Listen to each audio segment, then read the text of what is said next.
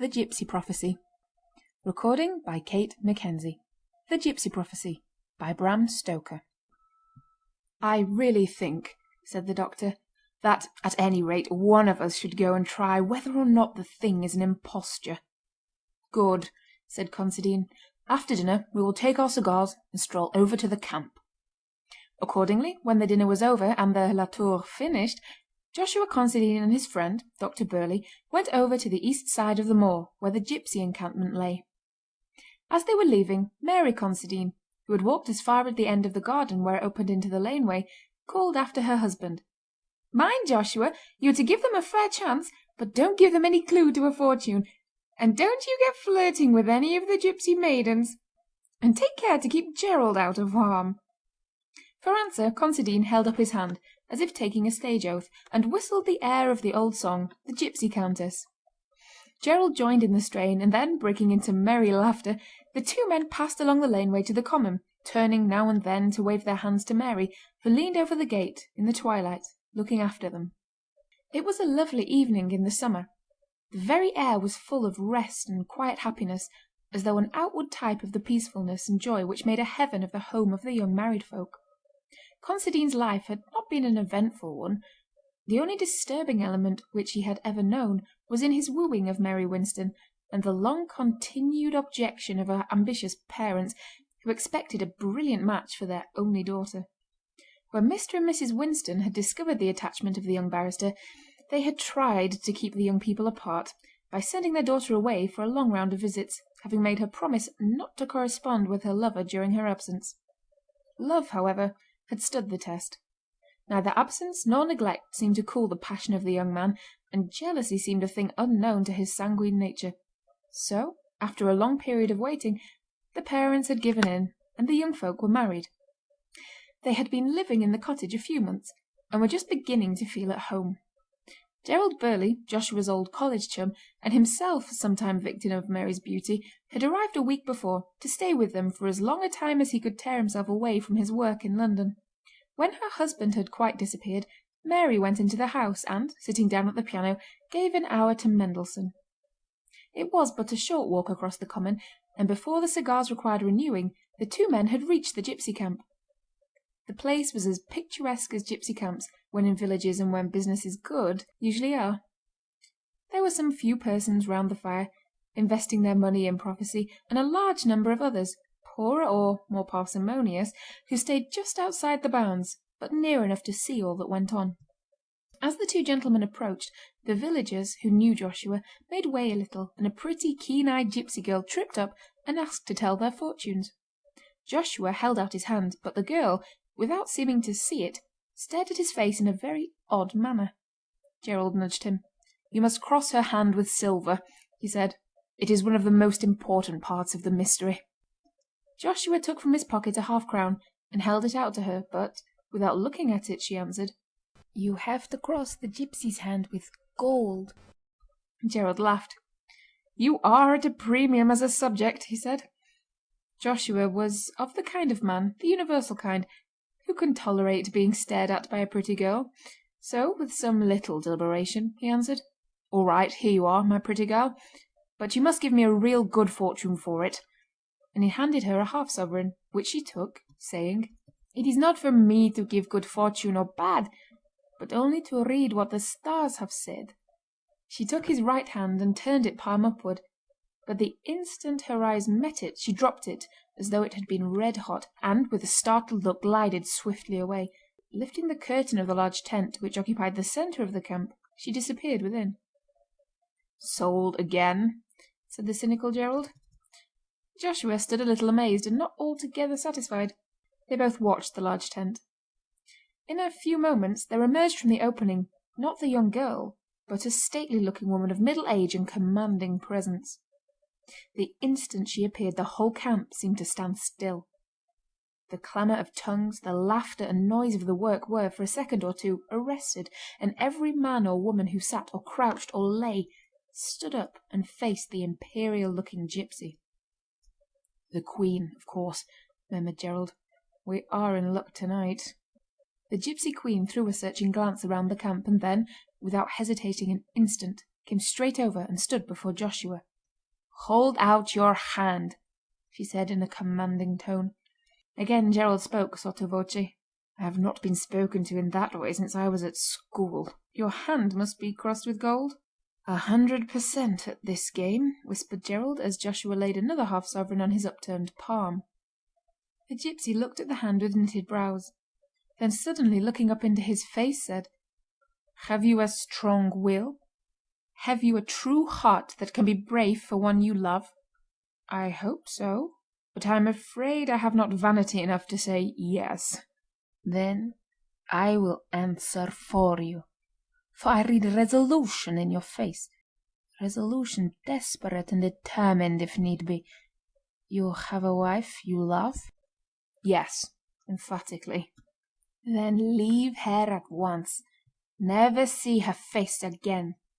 Go from her now, while love is fresh and your heart is free from wicked intent. Go quick, go far, and never see her face again." Joshua drew away his hand quickly and said, "Thank you," stiffly but sarcastically, as he began to move away. "I say," said Gerald, "you're not going like that, old man. No use in being indignant with the stars or their prophet. And, moreover, your sovereign, what of it? At least, hear the matter out." "Silence, ribald!" commanded the queen. "You know not what you do. Let him go, and go ignorant if he will not be warned." Joshua immediately turned back. "At all events, we will see this thing out," he said. "Now, madam, you have given me advice, but I paid for a fortune." "Be warned," said the gipsy. "The stars have been silent for long. Let the mystery still wrap them round." "My dear madam, I do not get within touch of a mystery every day, and I prefer for my money knowledge rather than ignorance. I can get the latter commodity for nothing when I want any of it." Gerald echoed the sentiment. "As for me, I have a large and unsaleable stock on hand." The gipsy queen eyed the two men sternly and then said, "As you wish. You have chosen for yourself, and have met warning with scorn, and appeal with levity. On your own heads be the doom." "Amen," said Gerald. With an imperious gesture, the queen took Joshua's hand again and began to tell his fortune. "I see here the flowing of blood. It will flow before long. It is running in my sight. It flows through the broken circle of a severed ring." "Go on," said Joshua, smiling. Gerald was silent. "Must I speak plainer?" "Certainly. We commonplace mortals want something definite.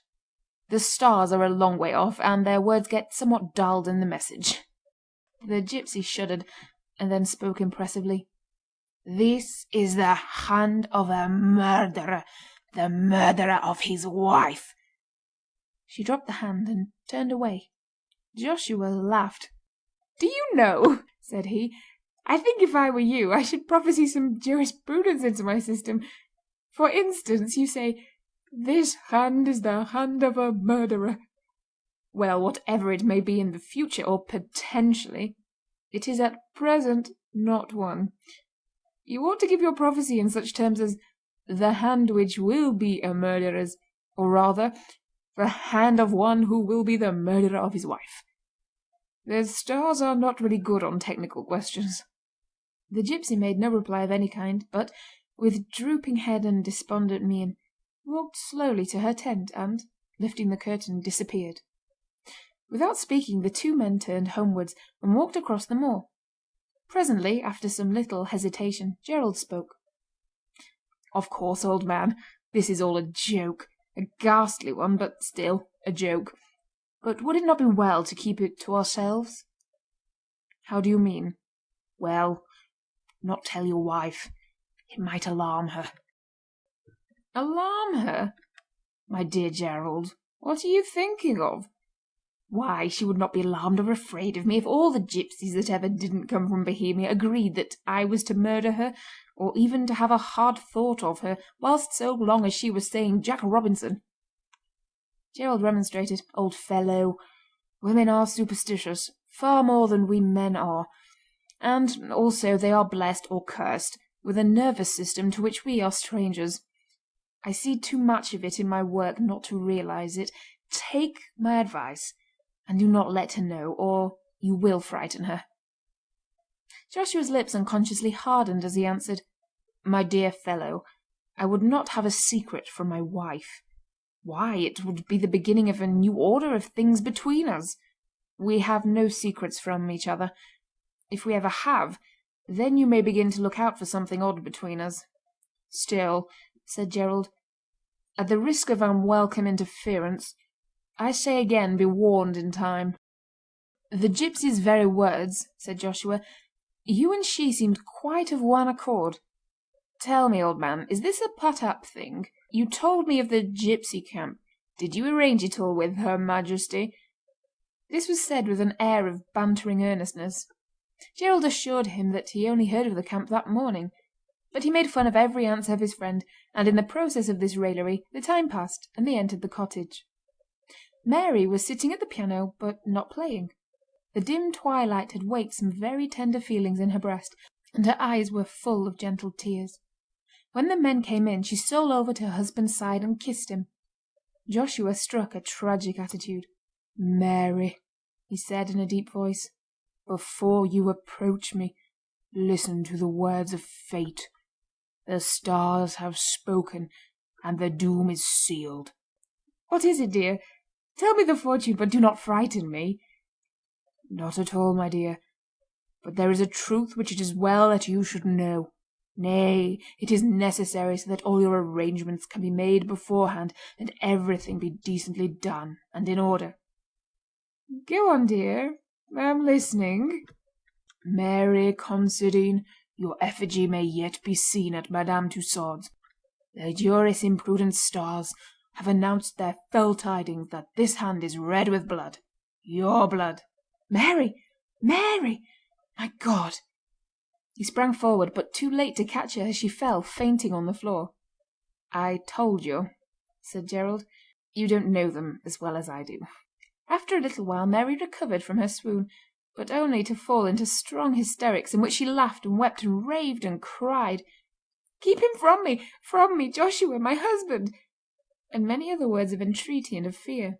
Joshua Considine was in a state of mind bordering on agony, and when at last Mary became calm he knelt by her and kissed her feet and hands and hair and called her all the sweet names and said all the tender things his lips could frame.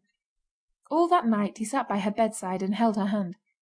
Far through the night and up to the early morning she kept waking from sleep and crying out as if in fear, till she was comforted by the consciousness that her husband was watching beside her. Breakfast was late the next morning, but during it Joshua received a telegram which required him to drive over to Withering, nearly 20 miles. He was loath to go, but Mary would not hear of his remaining, and so before noon he drove off in his dog-cart alone. When he was gone Mary retired to her room. She did not appear at lunch, but when afternoon tea was served on the lawn under the great weeping willow, she came to join her guest. She was looking quite recovered from her illness of the evening before. After some casual remarks she said to Gerald, "Of course it was very silly about last night, but I could not help feeling frightened. Indeed, I would feel so still if I let myself think of it. But after all these people may only imagine things, and I have got a test that can hardly fail to show that the prediction is false. If indeed it be false," she added sadly. "What is your plan?" asked Gerald. "I shall go myself to the gipsy camp and have my fortune told by the Queen." "Capital. May I go with you?" "Oh no! That would spoil it. She might know you and guess at me, and suit her utterance accordingly. I shall go alone this afternoon."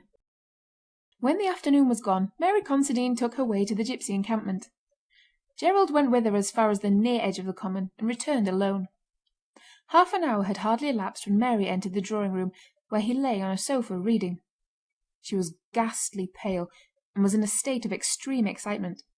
Hardly had she passed over the threshold when she collapsed and sank moaning on the carpet. Gerald rushed to aid her, but by a great effort she controlled herself and motioned him to be silent. He waited, and his ready attention to her wish seemed to be her best help, for in a few minutes she had somewhat recovered, and was able to tell him what had passed. "When I got to the camp," she said, "there did not seem to be a soul about. I went into the centre and stood there. Suddenly a tall woman stood beside me. 'Something told me I was wanted,' she said. I held out my hand and laid a piece of silver on it. She took from her neck a small golden trinket and laid it there also, and then, seizing the two, threw them into the stream that ran by. Then she took my hand in hers and spoke, 'Naught but blood in this guilty place,' and turned away. I caught hold of her and asked her to tell me more. After some hesitation she said, 'Alas, alas! I see you lying at your husband's feet, and his hands are red with blood.' Gerald did not feel at all at ease, and tried to laugh it off. 'Surely,' he said, 'this woman has a craze about murder.' 'Do not laugh,' said Mary. 'I cannot bear it.' And then, as if with a sudden impulse, she left the room.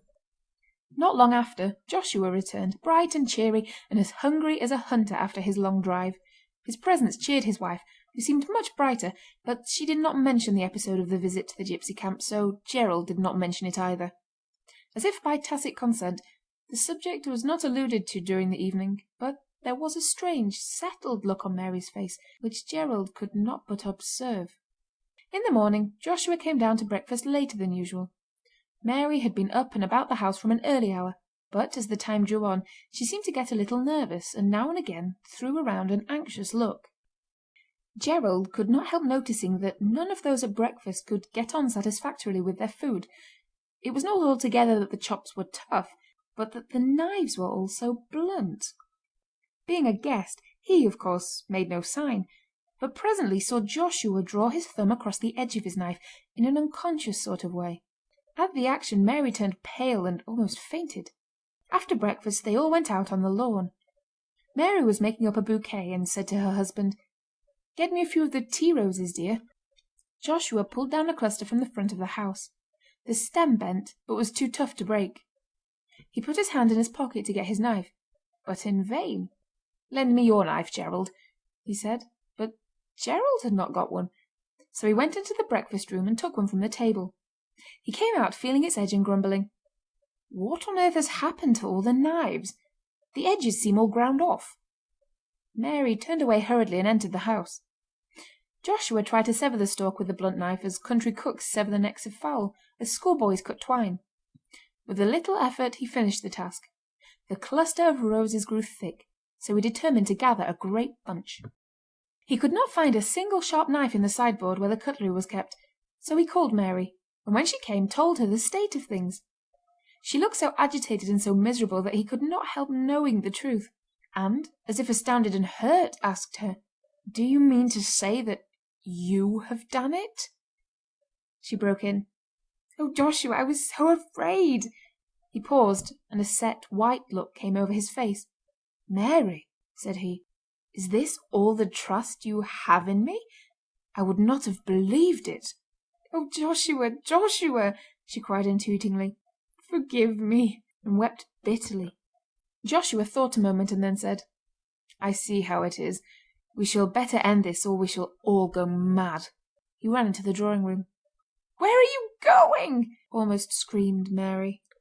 Gerald saw what he meant, that he would not be tied to blunt instruments by the force of a superstition, and was not surprised when he saw him come out through the French window, bearing in his hand a large Gurkha knife, which usually lay on the centre table, and which his brother had sent him from northern India. It was one of those great hunting knives which worked such havoc at close quarters with the enemies of the loyal Gurkhas during the mutiny, of great weight, but so evenly balanced in the hand as to seem light, and with an edge like a razor. With one of these knives a Gurkha can cut a sheep in two. When Mary saw him come out of the room with the weapon in his hand, she screamed in an agony of fright, and the hysterics of last night were promptly renewed. Joshua ran toward her, and, seeing her falling, threw down the knife and tried to catch her. However, he was just a second too late, and the two men cried out in horror simultaneously as they saw her fall upon the naked blade. When Gerald rushed over, he found that in falling her left hand had struck the blade, which lay partly upwards on the grass. Some of the small veins were cut through, and the blood gushed freely from the wound. As he was tying it up, he pointed out to Joshua that the wedding ring was severed by the steel. They carried her fainting to the house. When, after a while, she came out, with her arm in a sling, she was peaceful in her mind, and happy. She said to her husband, "The gipsy was wonderfully near the truth. Too near for the real thing ever to occur now, dear." Joshua bent over and kissed the wounded hand. End of The Gipsy Prophecy. Read by Kate Mackenzie.